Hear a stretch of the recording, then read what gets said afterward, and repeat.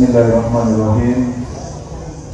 Assalamualaikum warahmatullahi wabarakatuh.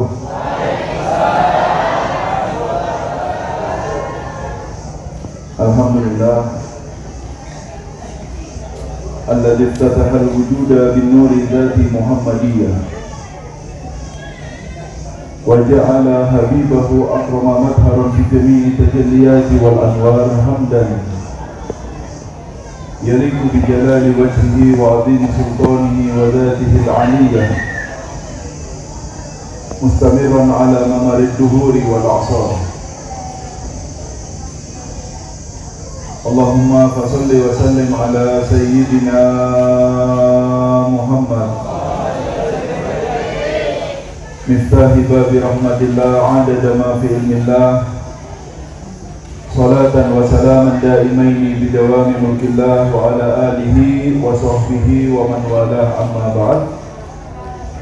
Hadratul kiram, para kiai, para asatid, para tokoh masyarakat semuanya, wa khusus bidikri guru kita pengasuh pesantren Rawdatul Banin Al-Ustaz Muhammad Ikhwan, semoga Allah memberikan keberkahan di dalam umurnya, keturunannya, santrinya, sehingga apa yang beliau tanam terus bisa berkembang, bukan hanya di masa kehidupan beliau, bahkan setelah meninggalnya beliau, menjadi ilmu yang bermanfaat, yang terus mengalir, yang bisa mengangkat derajat orang-orang yang ikut serta di dalam mendukung dakwah Nabi Muhammad SAW. Amin Allahumma. Hadirin hadirat para pecinta baginda besar Nabi Muhammad SAW yang semoga selalu dirahmati oleh Allah Subhanahu wa Ta'ala.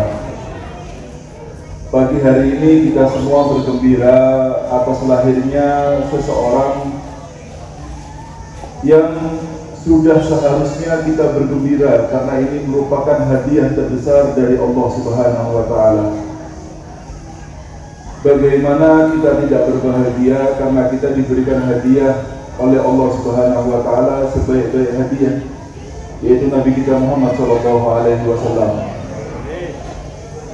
yang mana beliau bersabda, syafaati li ahli kabair min ummati. Syafaatku kelak itu bukan untuk orang-orang yang taat. Orang yang taat ada jalannya, mereka sudah tahu harus kemana. Tetapi seperti kita, orang yang seperti kita, yang banyak-banyak dosa inilah, baik dosa kecil, dosa besar, disengaja ataupun karena tidak disengaja, tetapi setiap hari kita mengumpulkan dosa. Tetapi beliau memberikan harapan kepada kita dalam sabdanya, syafaatku itu untuk para pendosa besar dari umatku. Sehingga bagaimana kita tidak berbahagia dengan seseorang yang kelak akan mencari kita ketika semua orang akan lupa kepada kita. Karena pada hari kiamat kelak Allah akan marah, dan marahnya Allah inilah membuat seseorang itu hilang akal sehatnya, yang mana Allah Subhanahu wa Ta'ala berfirman dalam Al-Quran, wa taron nasa sukara wa ma hum bisukara walakinna adzaballahi syadid, kata Allah Subhanahu wa Ta'ala. Kalian akan lihat nanti pada hari kiamat, orang itu seakan-akan seperti orang yang mabuk, leleh, dan mereka tidak dalam keadaan mabuk, kata Allah Subhanahu wa Ta'ala, tetapi melihat murka Allah pada hari kiamat tersebut itulah membuat setiap orang daripada kita hilang akal sehatnya.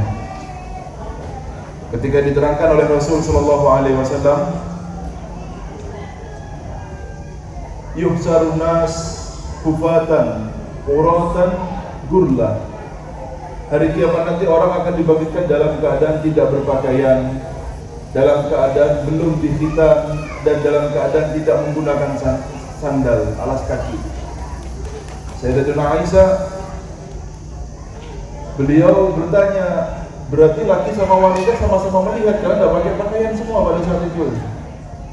Dijawab sama Rasul, ya, mereka sibuk dengan dirinya masing-masing, membuat mereka lupa dengan orang-orang yang ada di sekitarnya. Tidak sadar. Tidak peduli lagi mana orang tua kita, mana anak kita, mana saudara kita, mana istri kita yang dahulu kita cintai.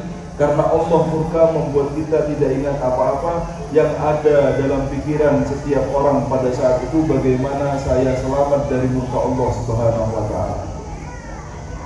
Tidak ada lagi status sosial pada hari kiamat. Mungkin di dunia ini ada.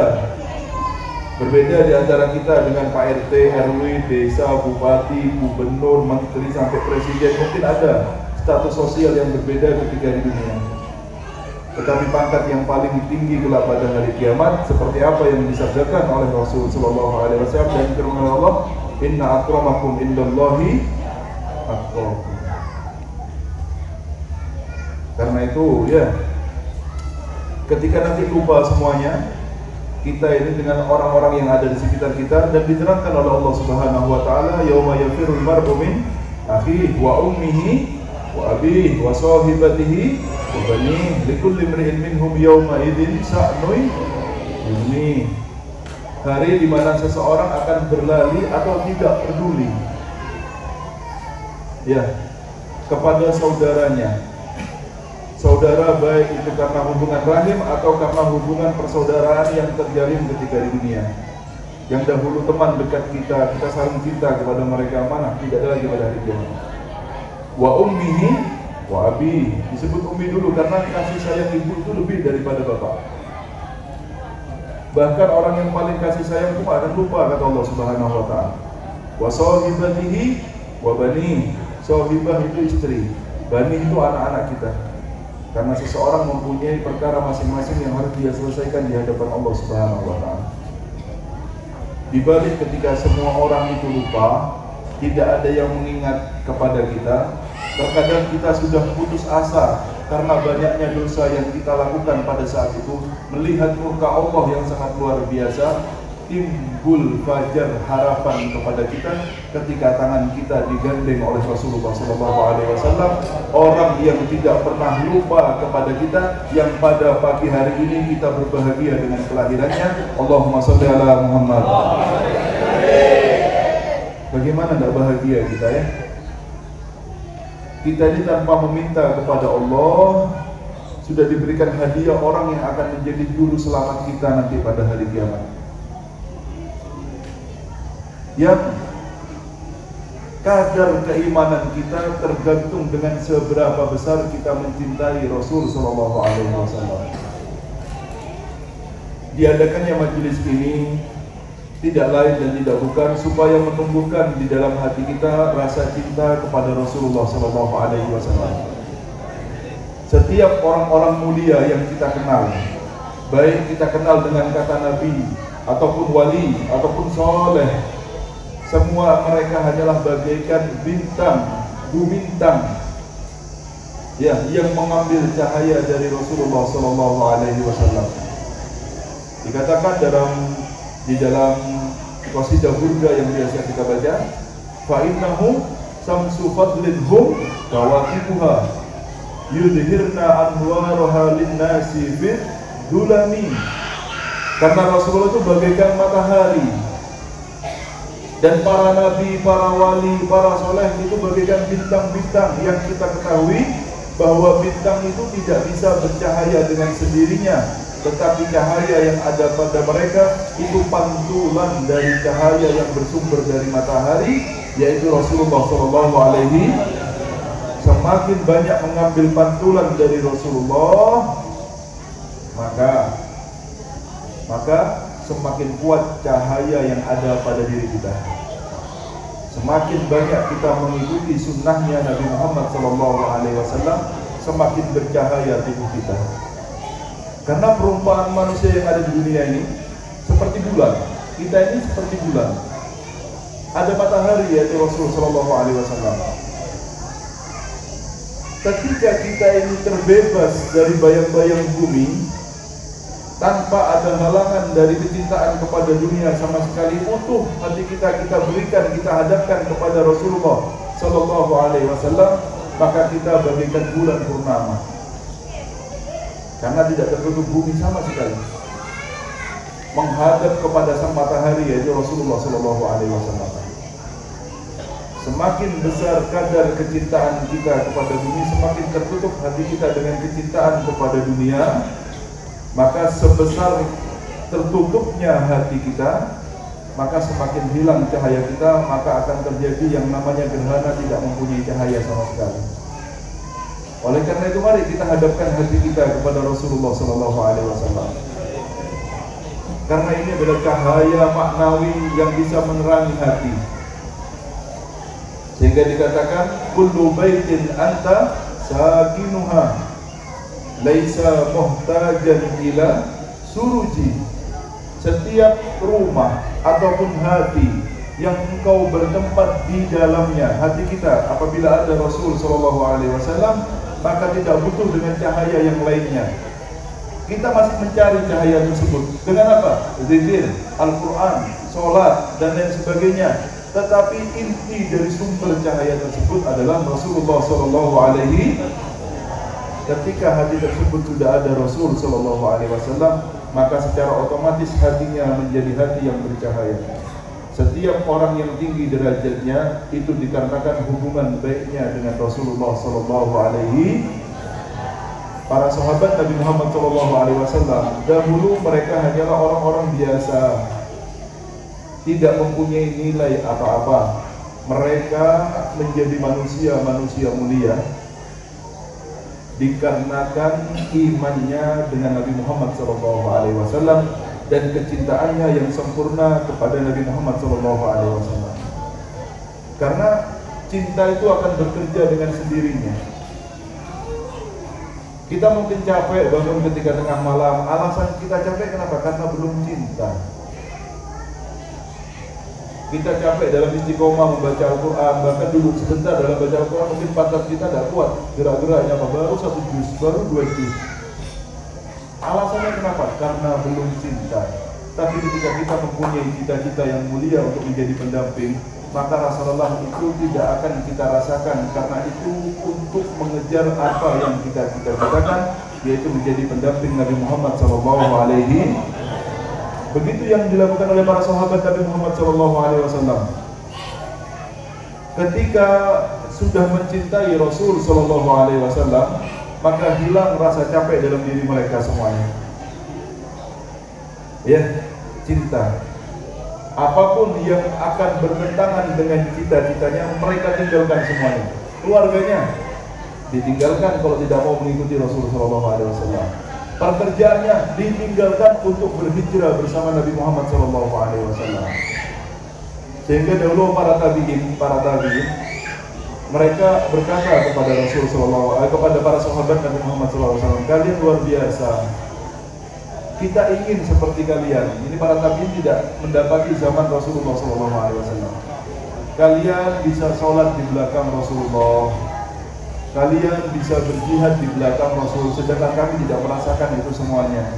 Tersenyum para sahabat. Berbahagialah, kata para sahabat, karena kalian dilahirkan sudah dalam memeluk agama Islam, dan kalian tidak merasakan apa yang kita rasakan. Dahulu ketika kita berperang, yang menjadi musuh kita adalah orang tua kita, saudara kita, dan tetap mereka semua kita lawan karena mereka tidak sejalan dengan Nabi Muhammad SAW. Itu tidak dirasakan oleh para tabi'in. Kalian bersyukur sudah, lahir sampai meninggal dunia sudah dalam keadaan Islam. Dan itu hadiah dari Allah Subhanahu wa Ta'ala. Oleh karena itu, ya, kita ini perlu bagaimana caranya hati kita ini terus berkembang kecintaannya kepada Rasul SAW, karena cinta itu akan bekerja dengan sendirinya, seperti bahan bakar yang akan membuat kita terus bekerja untuk mencapai cita-cita kita. Dan kita apabila ingin dijadikan manusia mulia oleh Allah Subhanahu wa Ta'ala, tentu kita akan dijadikan mempunyai cita-cita seperti cita-citanya manusia yang mulia, yaitu para sahabat Nabi Muhammad SAW. Apa cita-cita para sahabat? Ya, mereka tidak punya cita-cita dua, hanya satu cita-cita mereka: menjadi pendamping Nabi Muhammad SAW. Apa cita-cita para sahabat? Menjadi pendamping Nabi Muhammad SAW. Mereka korbankan umur mereka yang pendek ini untuk mencari kebahagiaan yang hakiki dan abadi. Tetapi banyak daripada kita sadar kalau kita hanya berumur sementara, tetapi kadang tidak menghargai umur yang Allah berikan kepada kita semuanya, sehingga kita banyak membuang waktu kita untuk hal-hal yang percuma dan tidak ada manfaatnya. Ya, kalau Allah ingin memuliakan kita, maka cita-cita kita akan dirubah oleh Allah Subhanahu wa taala. Sehingga para sahabat akan membayar berapapun maharnya, yang penting tercapai cita-citanya, yaitu menjadi pendamping Nabi Muhammad sallallahu alaihi. Kita bagaimana? Tanda-tanda sudah mulai tampak dalam diri kita semua. Yang dulu muda sekarang sudah mulai menua. Rambut dahulu hitam sekarang sudah mulai putih. Badan dulu sehat sekarang sudah penyakit, silih berganti. Semua itu adalah tanda-tanda dari Allah Subhanahu wa taala bagi orang-orang yang mau menyadarinya. Ditunggu kapan akan kembali. Itu maksud daripada tanda-tanda ini adalah Allah menunggu kita kapan akan sadar dan kembali lagi seperti jalannya orang-orang yang mulia. Di rumah kita dipampang foto para aulia, para solihin, para kiai, para masyayikh. Itu bukan hanya sebagai pajangan, tetapi mari kita jadikan mereka semua sebagai panutan. Seharusnya seperti mereka lah kita menghabiskan umur dan hidup kita di atas muka bumi ini. Jangan pernah terlena dengan orang-orang yang terlena ketika hidup di dunia, karena demi Allah semuanya akan berlalu. Hakikatnya, setiap pagi sang surya ini terbit ya untuk menyinari bumi, maka ada lembaran baru dalam kehidupan kita yang kita menulis manaqib kita sendiri. Apabila baik, maka akan kita dapatkan balasan yang baik. Namun sebaliknya, ketika buruk, maka kita pun yang akan menuai hasilnya. Kenapa? Karena pada hari kiamat Allah Subhanahu wa taala berfirman, "Iqra' kitabaka." Ayo baca bukumu ini. Kita akan membaca manaqib kita sendiri.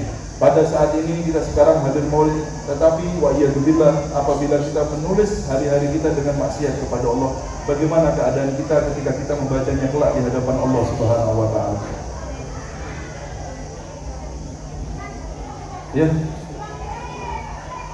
Allahu bidzallamin lil abid. Allah tidak pernah zalim sama kita, tapi kita yang menzalimi diri kita terus dengan banyaknya maksiat yang tidak pernah berhenti. Kita membaca manaqib kita sendiri kelak. Dari setiap ucapan yang terucap, setiap perbuatan yang kita lakukan akan kita baca semua kelak.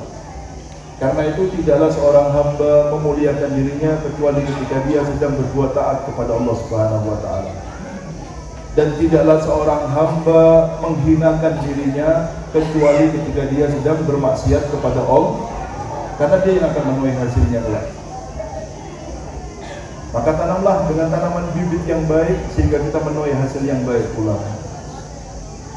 Ya, oleh karena itu coba dibayangkan ya, karena masih ada waktu, selama masih ada umur, ya, di kandung badan masih terbuka pintu tobat selebar-lebarnya bagi kita semuanya. Bangun walaupun 5 menit, 10 menit sebelum subuh. Karena pada waktu itu waktu dimuliakan oleh Allah Subhanahu wa taala. Ketika Rasul sallallahu alaihi wasallam memberikan kabar kepada kita bahwa di dalam sepertiga malam itu ada waktu mustajab. Tidaklah seorang hamba berdoa pasti akan dikabulkan doanya. Itu adalah waktu sesaat sebelum azan subuh. Walaupun 15 menit sebelum subuh. Bangun sholat minta sama Allah.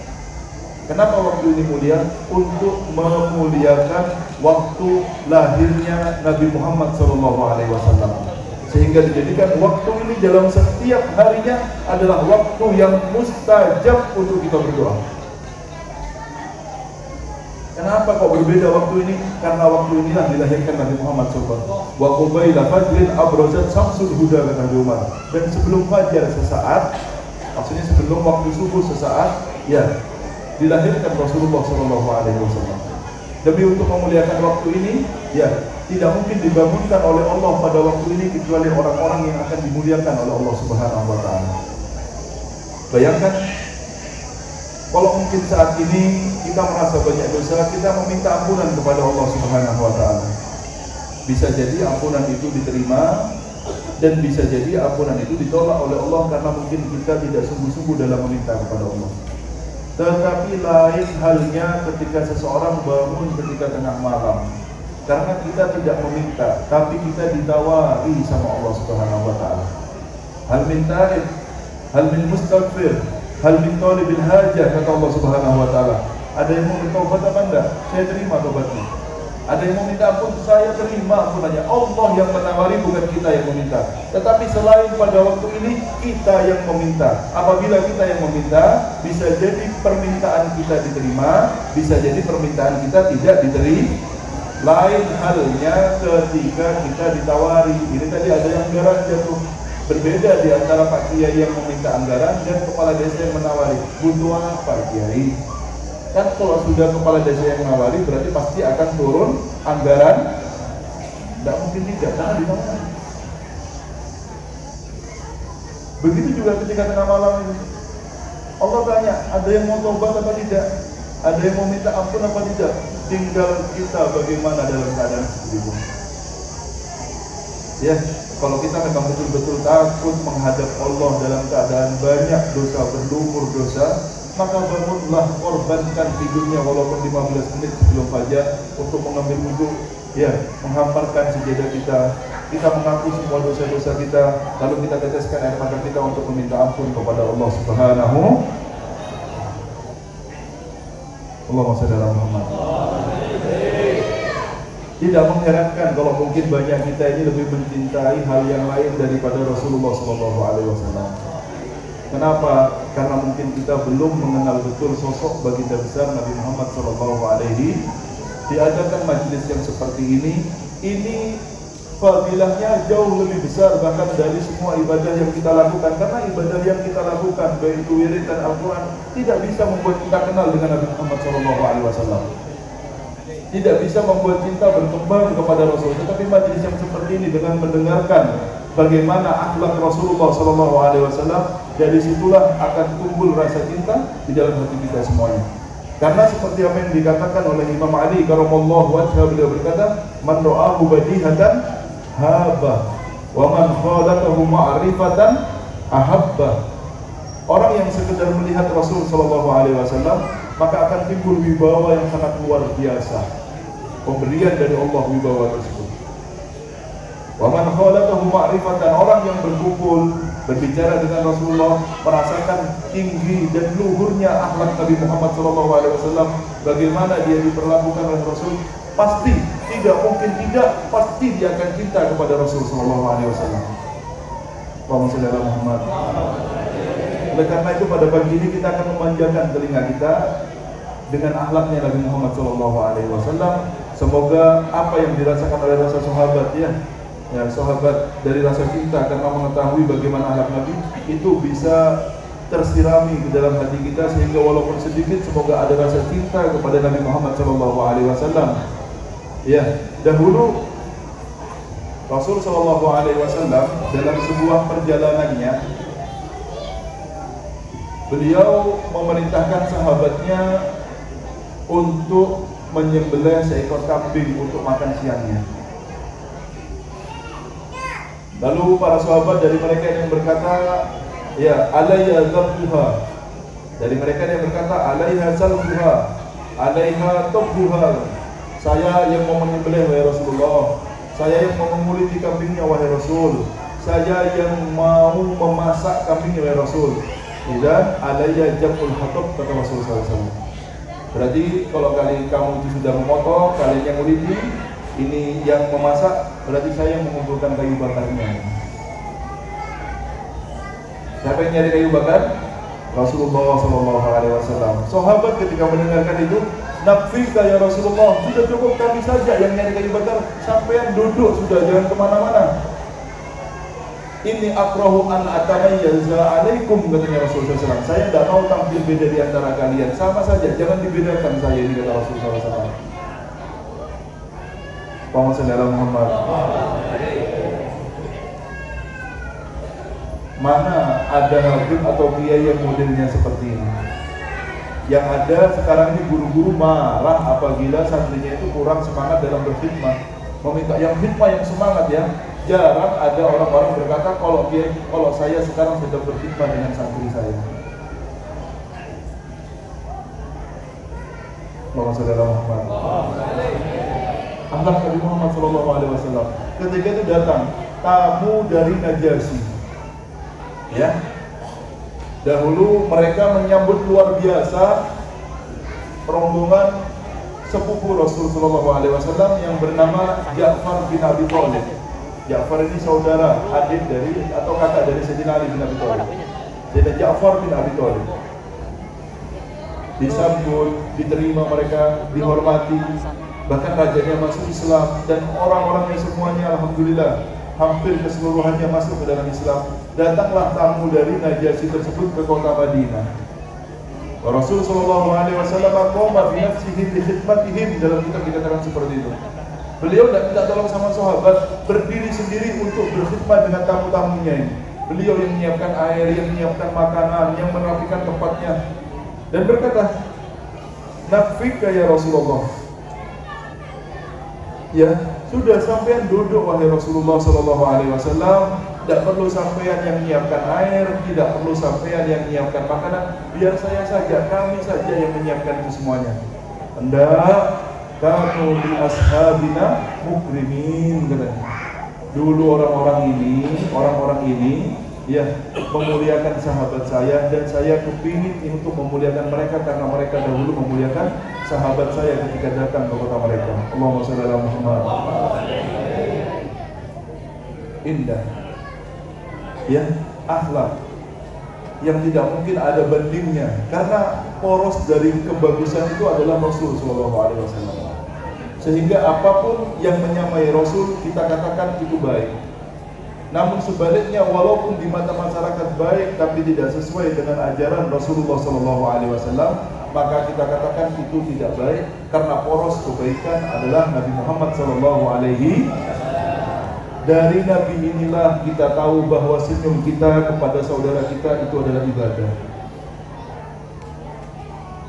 Bahwa menjaganya kita, lisan, tangan, dan mata kita untuk tidak mengganggu saudara kita, itu adalah ibadah, karena itu adalah akhlak. Sabarnya kita dengan gangguan orang-orang yang ada di sekitar kita, baik itu orang tua kita, istri kita, anak kita, tetangga kita, atau teman-teman kita, ketika mereka mengganggu kita dengan perkataannya, perbuatannya, sabarnya kita dengan apa yang mereka lakukan kepada kita, itu adalah ibadah. Karena akhlak adalah ibadah. Jadi dari Nabi itulah kita tahu bahwa ibadah itu bukan hanya sekedar sholat yang kita lakukan. Dari Nabi kita tahu bahwa ibadah itu bukan hanya sekedar puasa yang kita lakukan, tetapi berakhlak dengan akhlak Nabi Muhammad SAW adalah inti daripada ibadah. Sekecil apapun ketika kita niatkan untuk mengikuti Rasulullah SAW, itu adalah ibadah yang sebenarnya. Harus paham hal yang seperti ini ya. Ya, jangan dikira ibadah itu hanya sekedar sholat, puasa, mengaji. Tidak, senyum sama saudaranya, ucapkan salam, sabar dengan perkataan mereka, jaga lidah kita untuk tidak mengganggu kita. Oleh karena itu, ya, para pewaris Nabi Muhammad SAW yang kita kenal dengan Wali Songo datang dari Yaman ke Indonesia, merubah orang Indonesia menjadi orang-orang Muslim. Dengan apa mereka membawa Islam? Tidak dengan pedang, tidak dengan kekerasan, tidak dengan perang, tetapi dengan senjata akhlak bisa meluluhkan hati orang-orang yang ada di sekitarnya. Apabila kita ingin dicintai oleh orang-orang sekitar kita dan tinggi derajat kita di hadapan Allah, maka senjata yang paling kuat adalah akhlak.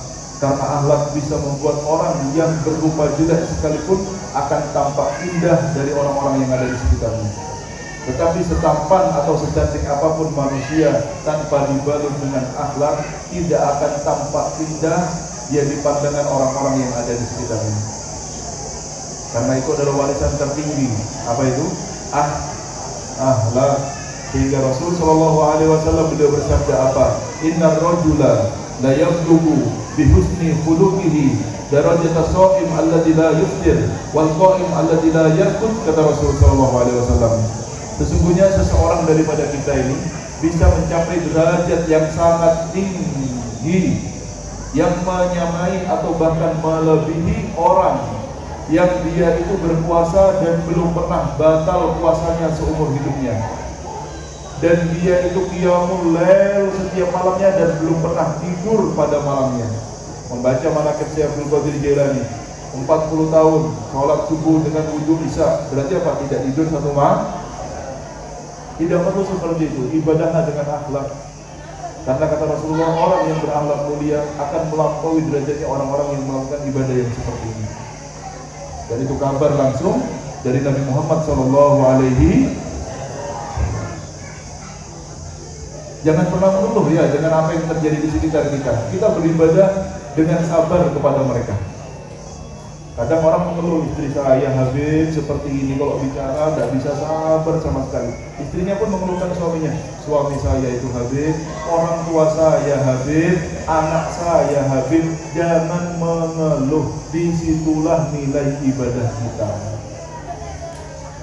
Disitulah nilai ibadah kita. Sabarnya suami kepada istrinya, sebaliknya sabarnya istri kepada suaminya. Sabarnya kita kepada orang tua kita, kepada anak-anak kita, tetap istiqomah dalam mendidik mereka. Itu ibadah yang kita lakukan. Apabila seseorang dikatakan berakhlak mulia, orang yang paling harus pertama merasakan akhlak kita adalah orang terdekat kita. Siapa mereka? Orang tua kita.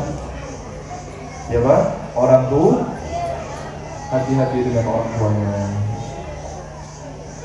Orang tua ini manusia paling keramat di atas muka bumi ini. Jangan melihat orang tua hanya sekedar karena ini orang tua kita, karena dia menyayangi kita, jadi kita wajib pula sayang kepada orang tua kita. Salah. Karena banyak orang tua juga yang tidak menyayangi anaknya. Banyak orang tua itu yang meninggalkan anaknya pada masa kecilnya, sehingga dia tidak merasakan kasih sayang orang tua sama sekali. Karena itu lihatlah orang tua dengan pandangan yang benar menurut syariat Nabi Muhammad SAW. Bagaimana kita melihat orang tua kita di sana, apabila dia ridho kepada kita, maka ada ridhonya Allah. Dengan bagaimanapun orang tua kita, tidak peduli orang tua kita baik ataupun buruk, ahli ibadah ataupun ahli maksiat. Karena orang tua tidak disyaratkan harus ahli ibadah baru kita harus taat kepada mereka. Tidak, itu Allah. Mau orang tua kita itu ahli ibadah ataupun tidak, tetap bagaimanapun orang tua adalah sumber kita mencari ridhonya Allah Subhanahu, dan murka mereka adalah murkanya Allah. Jadi tidak peduli mereka merawat kita atau tidak, sayang atau tidak, sabarlah dengan perkataan mereka. Teruslah bahagiakan mereka karena di sana ada keridhaan Allah Subhanahu. Jangan pernah lelah, karena di situ nilai jihadnya. Yang mengeluh di antara kita berarti dia sudah menyerah di dalam jihadnya. Mengeluh dengan perlakuan orang tuanya karena terlalu banyak menuntut anaknya mungkin, berarti dia sudah kalah di dalam jihadnya. Oleh karena itu ya, setiap Rasul SAW mengumumkan ada perang, dikumandangkan perang, selalu Rasul bertanya, "Ahayyul walidah, orang tua kamu hidup atau tidak?" Kalau dibilang masih hidup, Rasulullah, "Fabihi ma fajahid," kata Rasulullah SAW. Kalau mau jihad, hidup sama orang tuanya. Maksudnya apa? Sabarlah dengan perkataan mereka. Apapun yang mereka minta, sabar. Ketika kita sudah mulai mengeluh dengan apa yang dilakukan orang tua kita, di sanalah kita sekarang sudah kalah dalam peperangan kita. Allahumma shalli ala Muhammad. Ini lebih berat, karena misalnya lebih berat, Rasul memerintahkan apa? Ayo jihad sama orang tuanya. Yang namanya jihad itu korban perasaan, korban harta, korban nyawa. Di situ nilai jihad. Ya, paham ya? Di situ nilai jihad. Hati-hati. Ya, ini orang tua kalau sudah tersenyum kepada kita, berarti Allah sudah tersenyum kepada kita. Namun sebaliknya kalau mereka sudah cemberut, marah, ketahuilah Allah sedang marah kepada kita. Dari mana kita tahu kalau kita diridhoi Allah? Dari senyuman orang tua. Dari mana kita tahu bahwa kita sekarang dimurkai Allah? Dari murkanya orang tua kepada kita. Maka yang baik-baik dengan orang tuanya. Karena kalau ini yang tersakiti hatinya, bahkan Nabi Muhammad pun tidak bisa berbuat apa-apa. Allahumma shalli ala Muhammad. Hati-hati sama orang tua, terutama yang masih hidup ini ya. Itu jimat, dijaga. Kita sering mendengar sahabat Alqamah bagaimana ceritanya. Mungkin sudah hafal semuanya. Sholat di belakang Nabi Muhammad, jihad di belakang Nabi Muhammad. Semua ibadah tidak pernah absen sahabat ini. Hati orang tua tergores karena perbuatannya. Haram lidahnya untuk mengucapkan 2 kalimat syahadat, walaupun Nabi Muhammad yang mentalkinnya. Nabi Muhammad tidak bisa berbuat apa-apa kalau dosanya adalah menyakiti hati orang tua. Jangan berharap kepada Syekh Abdul Qadir Jailani atau Sayyidi Ahmad Ar-Rifai, Sayyidi Ahmad As-Sadli. Mereka semua adalah pewaris Nabi. Ini Nabi tidak bisa berbuat apa-apa. Biar tahu bagaimana keramatnya orang tuanya. Paham semuanya ya? Tapi kita mendengarkan banyak para aulia diangkat derajatnya karena bakti mereka kepada orang tua. Dahulu Nabiullah Musa alaihissalam ulul azmi, kalau di ranking maka dia akan mendapatkan 5 besar dari para Nabi dan Rasulnya Allah Subhanahu Wa Taala. Maksudnya apa? Derajatnya sangat tinggi sekali di hadapan Allah Subhanahu Wa Taala. Bertanya sama Allah, ya Allah, siapa yang akan mendampingi saya kelak di surganya Allah, di surga panjenengan? Dibilang fulan tukang jagal sapi. Oh, Nabi Musa, kok tidak ada yang lain? Ya Allah, apakah orang soleh fulan, orang ahli Taurat fulan, orang... Kenapa kok jagal sapi yang jadi teman saya? Berarti apa? Orang ini kan akan menandingi para nabi, karena Nabi Allah Musa pasti derajatnya tinggi. Nabi-nabi yang lainnya pasti di bawahnya. Ini kok bisa satu rumah nanti di surga? Gimana ini? Apa amalannya? Dilihat sama Nabi Allah Musa. Apa mungkin mulutnya ini bergerak untuk membaca Taurat? Karena Taurat seperti Al-Quran kepada kita. Tidak ada, lidahnya tidak bergerak sama sekali. Dia potong sapi seperti biasanya dengan teringatnya, dengan apanya. Tidak ada tanda-tanda kesolehan dari wajahnya sama sekali. Heran Nabi Allah Musa, ini apa orang ini kok bisa jadi teman saya di surga? Dan Allah tidak mungkin salah. Akhirnya orang ini pulang ke rumahnya. Ketika pulang ternyata ada seperti apa namanya itu, kerean seperti sumur. Diturunkan sama beliau, ada tempat tidur tertutup rapi. Ternyata di sana ada perempuan tua. Ketika pulang kerja, perempuan ini dimandikan, ya dibersihkan, habis setelah buang air kecil, buang air besarnya, pakaian, dirawat, lalu diberikan makan, diberikan minum, diangkat lagi. Kenapa kok diangkat? Supaya aman dari gangguan binatang buas. Ibunya, siapa? Ibu. Selesai ibunya ini dirawat, dimandikan, dibersihkan, buang air kecil sama buang air besarnya, diberikan makan, angkat tangan sama Allah Subhanahu wa Ta'ala. Ya Allah, jadikan anak saya teman Musa di surga.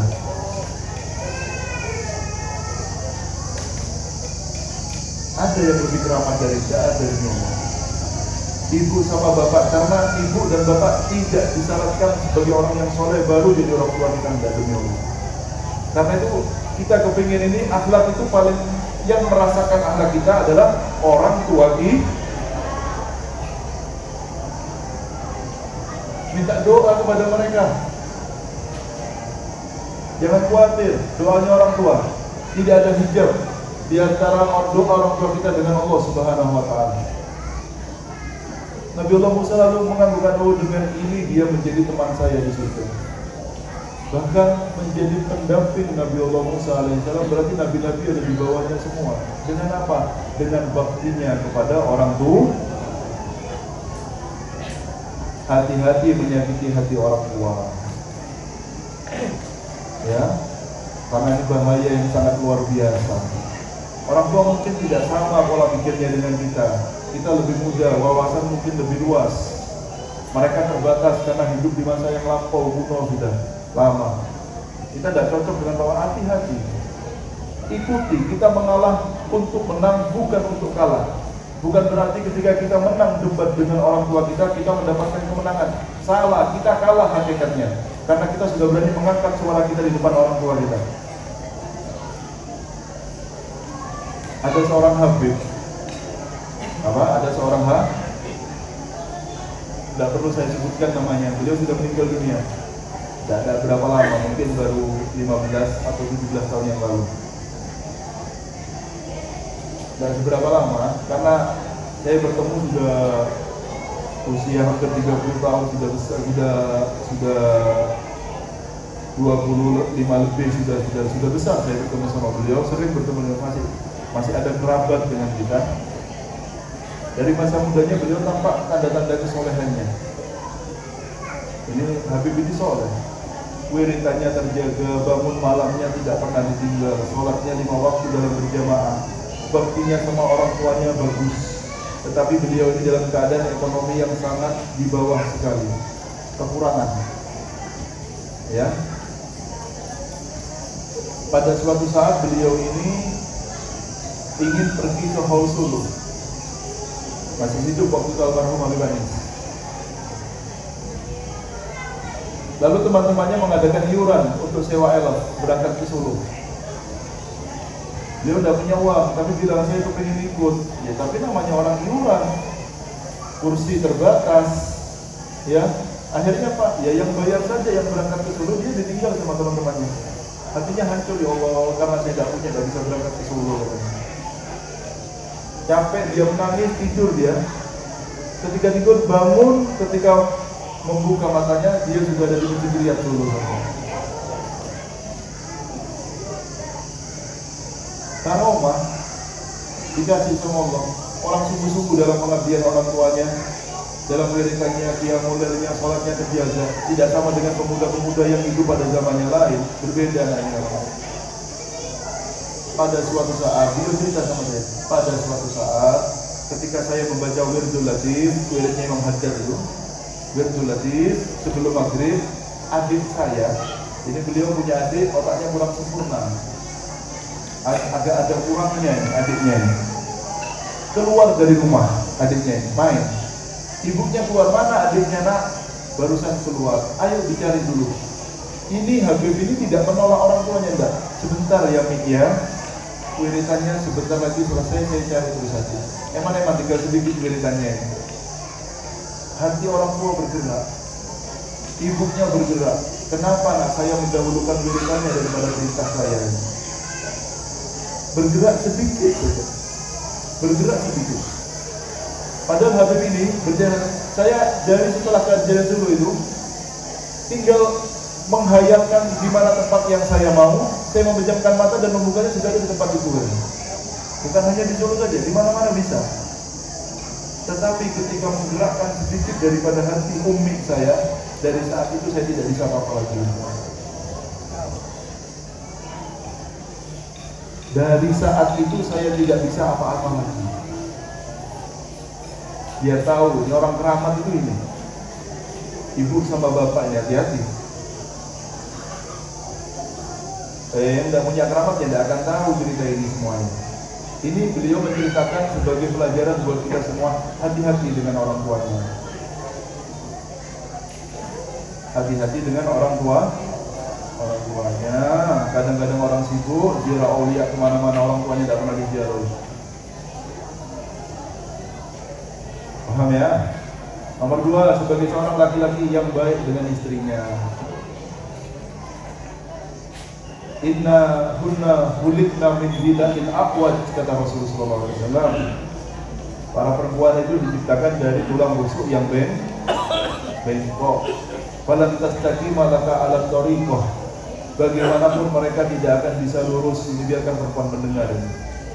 Perempuan tidak akan bisa lurus sekarang itu. Kenapa? Ibadahnya pun mereka ini tidak sempurna, kadang ada masahidnya, ada ininya. Sehingga mereka, kita berharap wanita sesuai dengan apa yang kita inginkan, tidak akan ada, kata Rasulullah SAW. Tidak ada, perempuan itu cuma di surga nanti ada baru. Maksudnya apa? Yang diterima kurang lebihnya. Perempuan itu yang paling penting, dia itu sholat 5 waktunya, puasa Ramadannya, tidak selingkuh dan menjaga amanat harta dan anaknya, cukup. Selain daripada itu, kita tidak boleh menuntut akhlaknya kurang baik, ucapannya kurang bagus, kita terima kurang lebihnya. Sabar dalam menghadapi orang-orang yang ada di sekitar kita. Halim namanya. mendahulukan sabar daripada marahnya, lemah lembut daripada kerasnya, akalnya daripada hawa nafsu, yang tenang. Demi Allah akan tampak indah orang-orang yang mempunyai sifat halim, lemah lembut. Orang akan diberikan wibawa yang sangat luar biasa, yang tidak akan diberikan oleh orang-orang yang keras dalam tingkah lakunya. Allahumma shalli ala Muhammad. Oleh karena itu ya, baik kita bermuamalah, berakhlak dengan orang-orang sekitar kita, dahulukan akhlak. Ini kalau antum mempunyai akhlak yang seperti ini, orang-orang di Bali ini akan cepat sebelum Islam semuanya. Dulu Wali Songo membawa akhlak, bisa mengislamkan orang se-Nusantara. Seandainya antum mau berakhlak dengan akhlak kita, dipelajari bagaimana antum lalu menanamkan dalam diri kita, melihat orang-orang merasakan bagusnya akhlak kita. Kita tidak pernah menyakiti mereka, orang tetangga kita yang mungkin berbeda agama, dengan lisan kita, dengan pandangan kita, dengan merasakan keindahan akhlak, mereka tertarik dengan agama kita. Tetapi kalau sudah agama ini dibawa oleh orang-orang yang tidak baik ucapannya, tidak baik perbuatannya, mereka akan mengenal Islam dengan cara yang salah. Tunjukkan akhlak bahkan kepada orang yang tidak seagama dengan kita, supaya tahu beginilah ajaran Nabi kita Muhammad Sallallahu Alaihi. Seandainya kita menjaga ini semuanya, akan berubah Bali dengan waktu yang tidak lama. Paham ya? Paham ya? Ini halim namanya. Halim. Halim itu lemah lembut, sabar, mendahulukan sabarnya daripada marahnya, lemah lembutnya daripada kerasnya, akalnya daripada hawa nafsunya. Begini seorang laki-laki. Jangan nanti laki-laki ini seperti wanita nanti. Selesai keluarganya nanti semuanya. Paham ya? Sabar, yang dewasa, ya, dalam menghadapi semua masalah yang ada di dunia. Karena yang namanya kebahagiaan dan musibah itu seperti musim, yang semuanya akan berlalu dalam hidup kita. Tidak ada namanya musibah selama-lamanya, tidak ada. Atau kebahagiaan sifatnya selama-lamanya, tidak ada. Semuanya akan berlalu. Umur kita sudah panjang, sudah berlalu dengan kebahagiaan dan kesusahan sudah banyak menimpa kita. Dan semua itu bagi musim yang kuat seperti gunung, karena kita punya tujuan. Terserah mau musim apa, kita tetap kuatkan langkah kaki kita dalam mengikuti Rasulullah Sallallahu Alaihi Wasallam dalam semua keadaan. Dalam semua keadaan. Rasul luar biasa. Kita melihat guru-guru kita ya. Saya menemani guru saya, Al-Habib Abdurrahman bin Ali Mas'ud bin Muhammad bin Salim. Beliau berkata, alhamdulillah saya dari kecil tidak pernah meninggalkan qiyamul lail sampai saat ini. Dari beliau kecil sampai usia hampir 60 tahun, beliau berkata apa? Tidak pernah meninggalkan qiyamul lail sampai saat ini. Alhamdulillah saya tidak pernah meninggalkan sholat duha sampai saat ini. Alhamdulillah saya tidak pernah sholat sendiri sampai saat ini. Sholatnya selalu berjamaah. Allahumma shalli ala Muhammad. Adik saya Ahmad yang mungkin pernah ceramah di ini, beliau waktu itu ikut daurah, ya, di Darul Mustafa di pondok kami, di Tarim di sana. Beliau berkata, bang, sore anaknya Habib Abdurrahman ini meninggal dunia, malamnya dia mulai beliau sholat seperti tidak ketinggalan anaknya. Orang tua tahu rasanya ditinggal anak seperti apa, sedih dan lain sebagainya. Tapi ketika dia mulai beliau dalam keadaan tetapnya sholat tanpa seperti kehilangan anak sama sekali. Tahu bagaimana cara melangkah tetap dalam jalannya Rasulullah Sallallahu Alaihi Wasallam. Kalau saudara Muhammad, begini seorang suyuh, begini seorang guru. Ya, jadi bagaimana kita ini dalam mengambil penuh cahaya dari Rasulullah Sallallahu Alaihi Wasallam. Tanpa terasa ketika kita sedikit demi sedikit mengamalkan sunnahnya Nabi Muhammad Sallallahu Alaihi Wasallam, seakan-akan kita mengambil cahaya dari Rasulullah dan menaruhnya ke dalam tubuh kita. Semakin banyak kita mengambil cahaya dari Nabi Muhammad, maka semakin bercahaya tubuh kita. Akhlaknya kita ambil, maka semakin bercahaya kita. Dahulu, mungkin Anda pernah kenal di Tanggul ada seorang wali namanya Habib Soleh. Pernah tahu Habib Soleh Tanggul? Ada yang pernah dengar? Pernah dengar namanya walaupun tidak pernah jauh. Pernah dengar nama Habib Soleh Tanggul?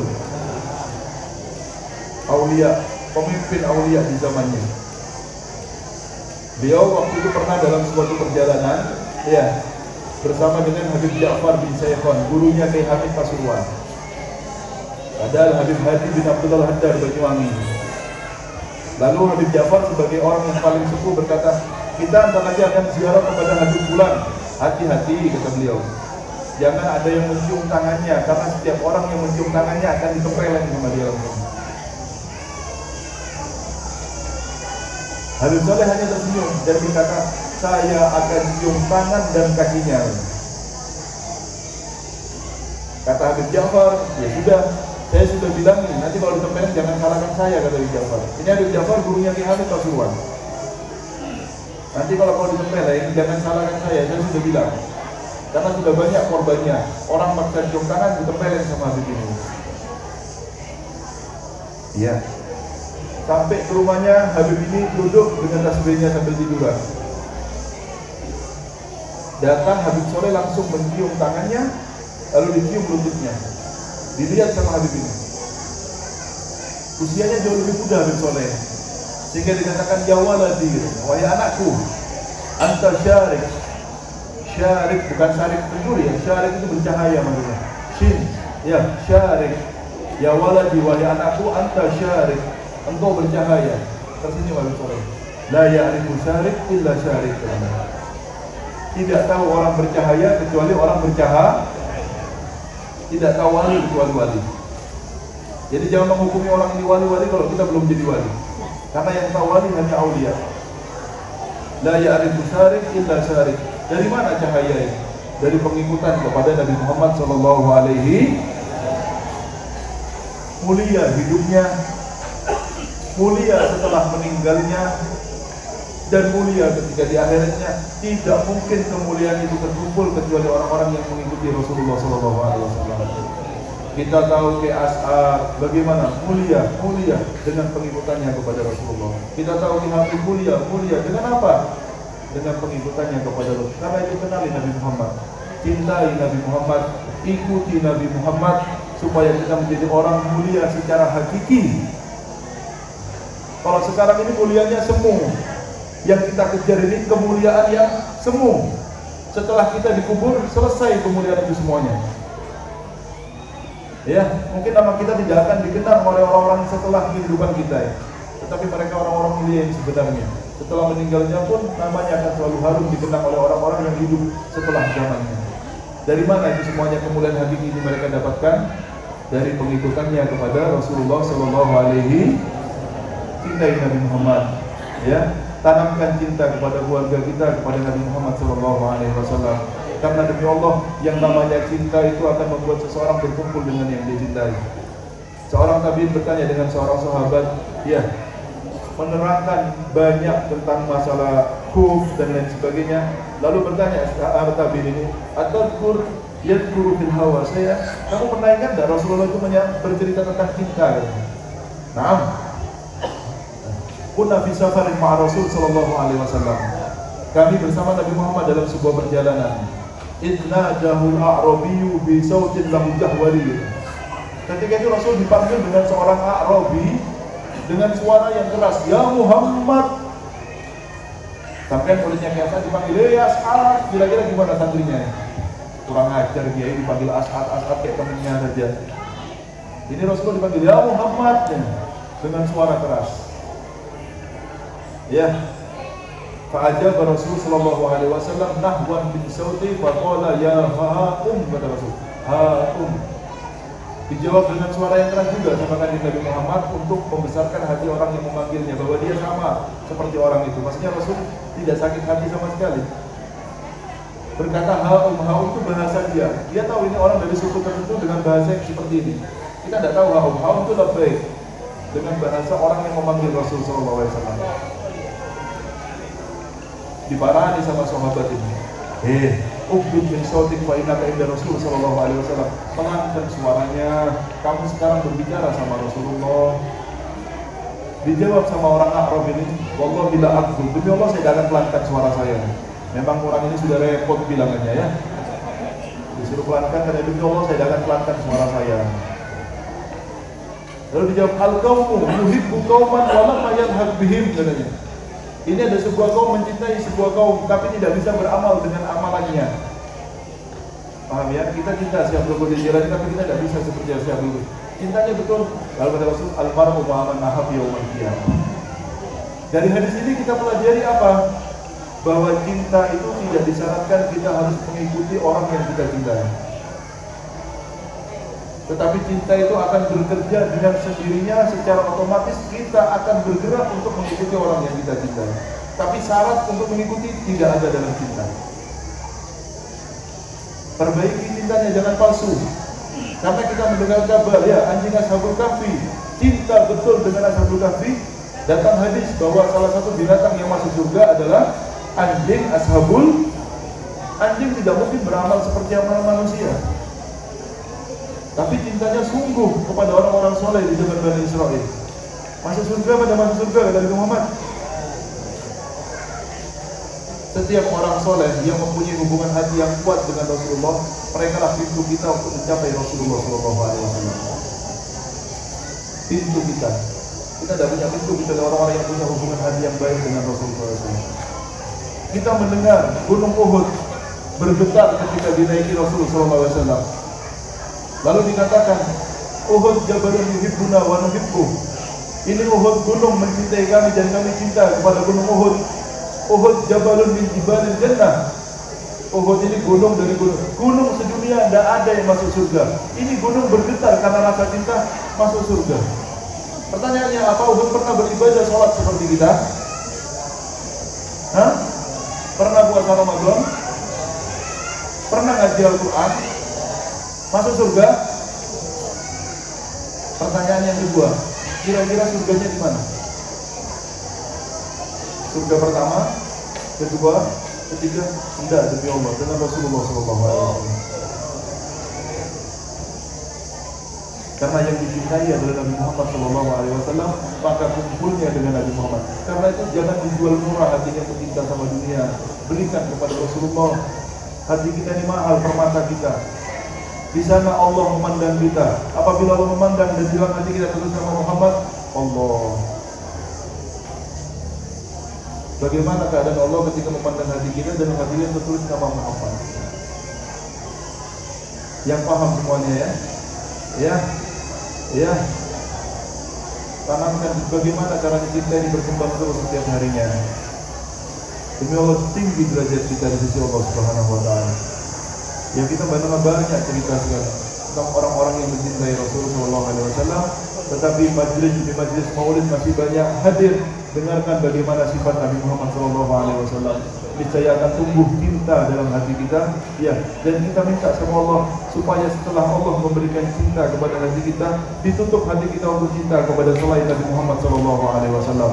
Salah satu doa-doa dari guru-guru kita, beliau berdoa dan mengatakan, Allahumma zhadna fi kulli syai' illa fi wa fi nabiyyik wa fi ali baiti nabiyyik Muhammad SAW. Ya Allah, zuhudkan kami kepada segala sesuatu. Jangan sampai hati kami kepingin dengan segala sesuatu kecuali kepadamu ya Allah. Kalau sama Allah jangan zuhud. Dan kepada nabimu dan kepada keluarga nabimu, itu doa guru-guru kita semuanya. Selain kepada Allah, Nabi Muhammad dan keluarganya Nabi Muhammad SAW, kita tidak akan zuhud dan kita akan memberikan totalitas hati kita kepada mereka semuanya. Semoga jadi ilmu yang bermanfaat ya. Ayo kita bawa akhlak yang semangat dan yang mulia supaya orang-orang sekitar kita bisa merasakannya. Ya, mungkin bisa menjadi penyebab hidayah bagi orang-orang yang menjadi tetangga-tetangga dekat kita karena akhlak yang mulia. Jangan ganggu mereka dengan lisan kita, jangan ganggu mereka dengan tangan kita, jangan ganggu mereka dengan perbuatan kita. Sabar dengan apa yang mereka lakukan kepada kita, karena itu adalah ibadah kita kepada Allah Subhanahu wa Ta'ala. Semoga kita yang mendapatkan derajat akhlak ini, yang bisa menandingi orang-orang yang ahli ibadah, yang derajatnya surganya merupakan surga tertinggi bagi orang-orang yang menghiasi hatinya dengan akhlak yang mulia ini. Mungkin ini yang bisa saya sampaikan. Semoga jadi ilmu yang bermanfaat semuanya ya. Semakin besar rasa cinta kita kepada Rasulullah SAW. Bismillahirrahmanirrahim. Alhamdulillahirabbil alamin. حمدا يوافي نعمه ويكافئ مزيده يا ربنا لك الحمد كما ينبغي لجلال وجهك الكريم وعظيم سلطانك. اللهم صل على سيدنا محمد صلاة تغفر بها الذنوب وتصلح بها القلوب وتنقلب بها العصوب وتلين بها السؤوب وعلى آله وصحبه ومن إليه منسوب.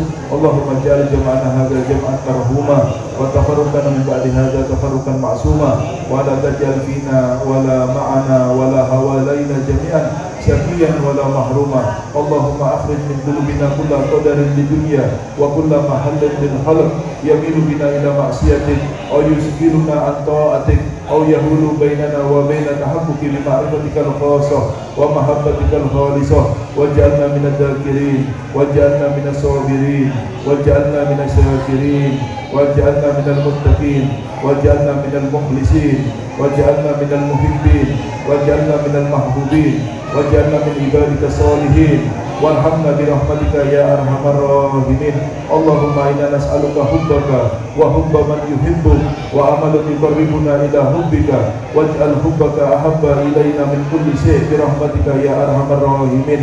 اللهم انقلنا من ذل معصيتك إلى عز طاعتك ونسألك كمال التوفيق والرعاية والعناية كما أكرمت به صالحين من عبادك واحفظنا وأصمنا من جميع المعاصي والآثام ما أبقيتنا برحمتك يا أرحم الراحمين. وبارك لنا في أعمالنا بارك لنا في أقوالنا بارك لنا في علومنا بارك لنا في ذرياتنا بارك لنا في أولادنا بركة لا تنقطع ولا تنفد إلى يوم القيامة برحمتك يا أرحم الراحمين. واجعلنا وإياهم جميعا قرة العين لسيد الكونين واجعلنا وإياهم جميعا مفاتيح الخير ومغالق للسر. اللهم اقضي جميع هوائجنا هوائج الدنيا بالميسرة وهوائج الأخرى بالمغفرة واختم لنا بالحسنى وأنت راض عنا واجعل آخر كلامنا عند انتهاء آجالنا قول لا إله إلا الله محمد رسول الله صلى الله عليه وسلم متحققين بحقائقها حسا ومعنى بحق ربنا اغفر لنا ولإخوان الذين سبقونا بالإيمان ولا تجعل في قلوبنا غلا للذين آمنوا ربنا إنك رؤوف رحيم. وبحق ربنا آتنا في الدنيا حسنة وفي الآخرة حسنة وقنا عذاب النار.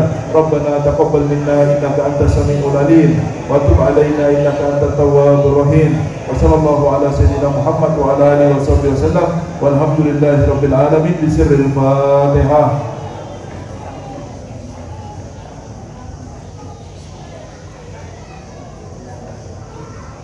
Hadza minni wa lakum. Assalamualaikum warahmatullahi wabarakatuh.